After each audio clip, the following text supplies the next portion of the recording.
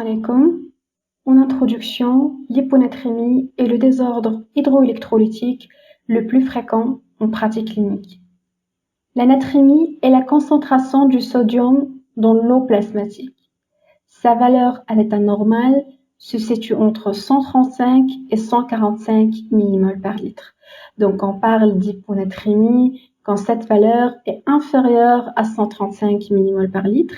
Et on peut classer schématiquement l'hyponatrémie en hyponatrémie légère, moyenne et sévère. La natrémie est le principal déterminant de l'osmolarité. Donc, un état d'hyponatrémie est responsable d'un état d'hyposmolarité. Et selon la loi d'osmose, une hyposmolarité plasmatique est responsable du mouvement de l'eau du secteur extracellulaire vers le secteur cellulaire, donnant naissance à une hyperhydratation intracellulaire.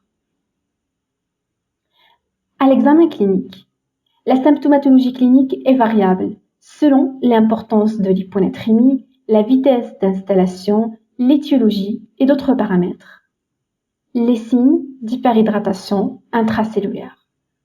On a le dégoût de l'eau, les nausées et les vomissements, les céphalées, et on peut arriver jusqu'à un état de coma. À votre avis, le coma dans le cas d'hyponatrémie est-il associé ou non à des signes de localisation? La réponse, c'est un coma sans signe de localisation. On peut avoir d'autres manifestations d'ordre neurologique. À titre d'exemple, obnubulation, crise convulsive et rarement un engagement cérébral. L'engagement cérébral s'apprécie à l'imagerie médicale par le déplacement de la ligne médiane. Cette dernière est définie par la droite joignant la cristagalie à la protubérance occipitale interne.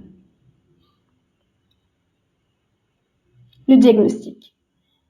Le diagnostic est établi par une osmolarité plasmatique inférieure à 280 milliosmoles par litre, une natrémie inférieure à 135 millimoles par litre. Une petite question. À votre avis, est-ce qu'on a besoin de ces deux paramètres pour parler d'un vrai état d'hyponatrémie ou bien la présence de l'un des deux suffit pour poser le diagnostic? La réponse, on a besoin d'une hyponatrémie associée à une hyposmolarité pour parler d'un vrai état d'hyponatrémie. Le diagnostic étiologique. La première étape est de déterminer si l'hyponatrémie est bien associée à une hyposmolarité. Comment? On a l'osmolarité mesurée par un osmomètre au laboratoire et l'osmolarité efficace calculée ou bien la tonicité. 2 fois la natrémie plus la glycémie.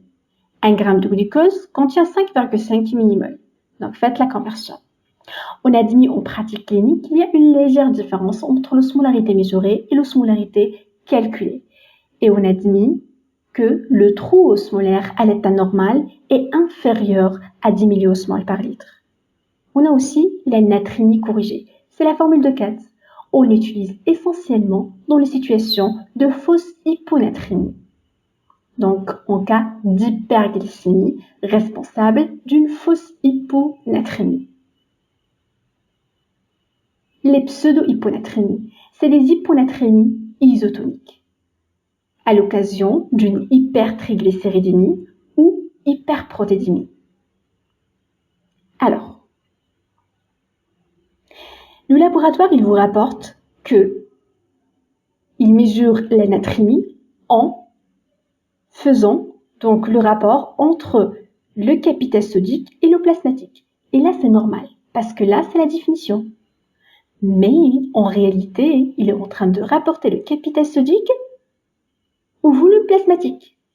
À l'état normal, il y a une légère différence entre l'eau plasmatique et le volume plasmatique, parce que l'eau plasmatique constitue 93% du volume plasmatique.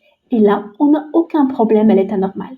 Mais dans les situations d'hyperprotédémie et d'hyperlipidémie, on a une diminution de l'eau plasmatique. Et par conséquent, on a une diminution du capital sodique. Mais le rapport capital sodique au plasmatique est normal.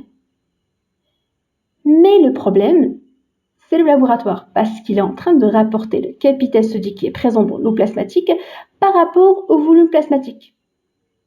Et là, on va voir une situation de pseudo-hyponatrémie. Les fausses hyponatrémies, c'est des hyponatrémies hypertoniques.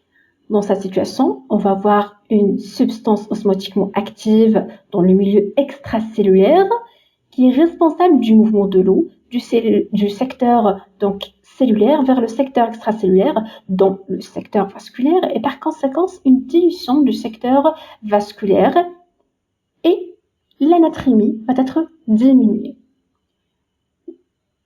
Les différentes substances qui peuvent donner une hyponatrémie hypertonique sont le mannitol, éthanol, méthanol comme substances chimiques non détectées par l'ionogramme, mais elles sont détectées par l'osmomètre au laboratoire. Et par conséquent, l'osmomètre, donc la valeur de l'osmolarité mesurée est plus importante que celle qu'on calcule par la formule de l'osmolarité. Et la différence entre l'osmolarité mesurée et l'osmolarité calculée est supérieure à 10 milliosmoles par litre pour le cas de mannitol, éthanol, méthanol et les autres substances chimiques responsables donc du mouvement de l'eau.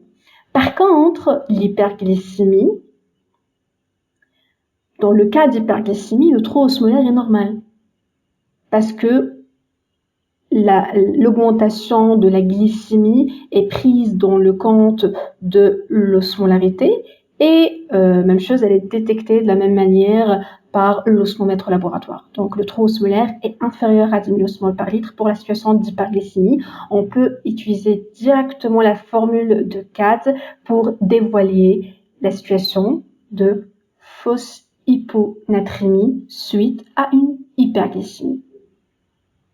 Les vraies hyponatrémies, c'est des hyponatrémies hypotoniques. Dans ce cas-là, on va avoir une hyperhydratation du secteur intracellulaire et on a 3 mécanismes.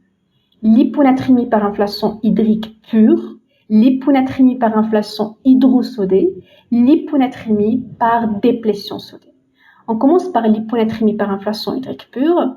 Dans ce cas-là, aucune anomalie du volume extracellulaire, donc le capital sodique est normal.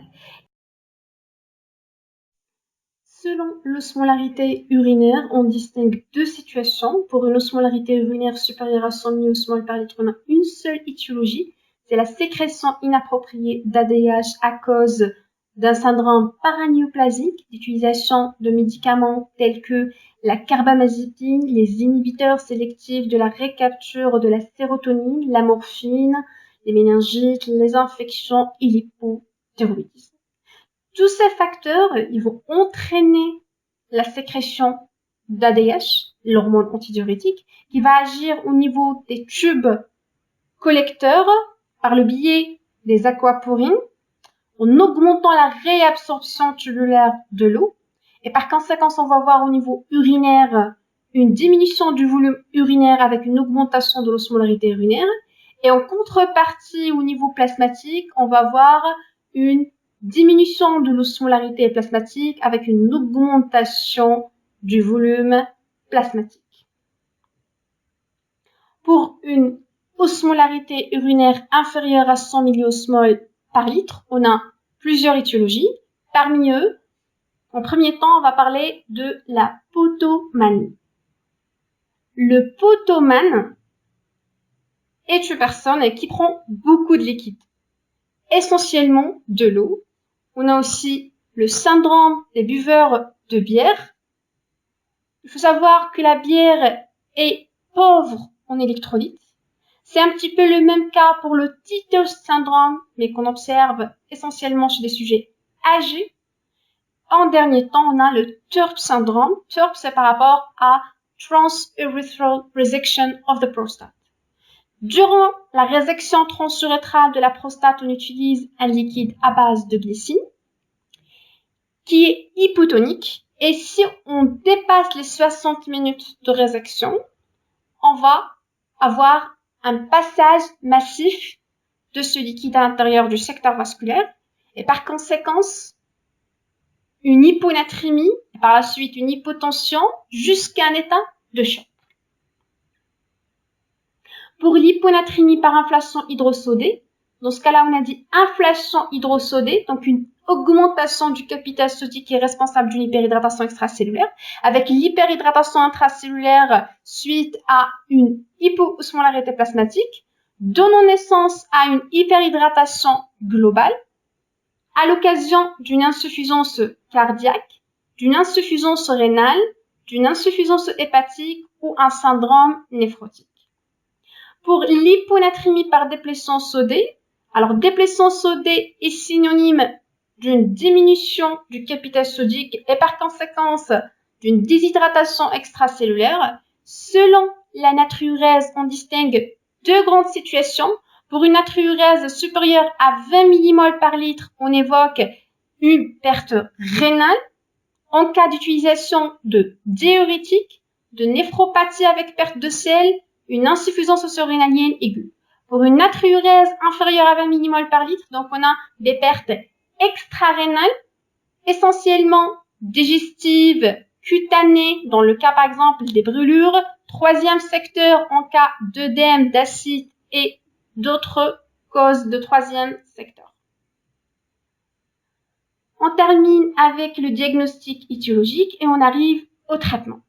Le traitement de l'hyponatrémie comprend le traitement étiologique et le traitement symptomatique consistant à réduire l'excès relatif ou absolu d'eau.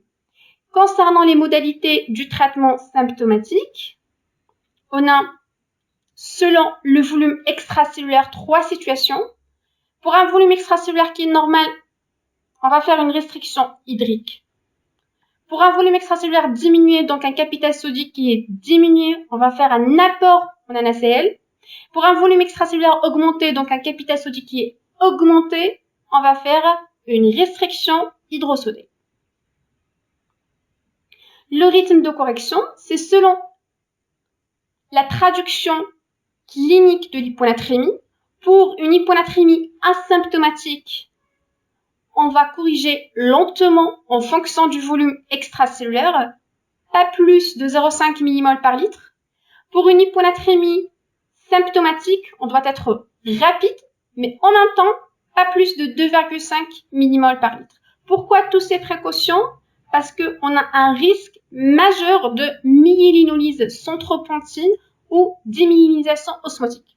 Pourquoi?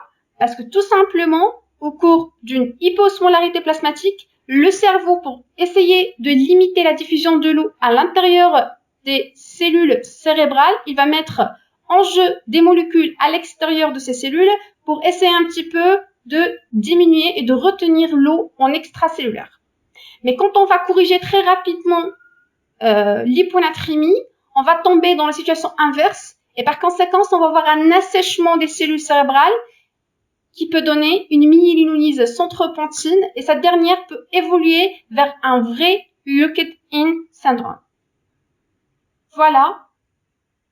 Merci pour votre attention et à la prochaine, Inch'Allah.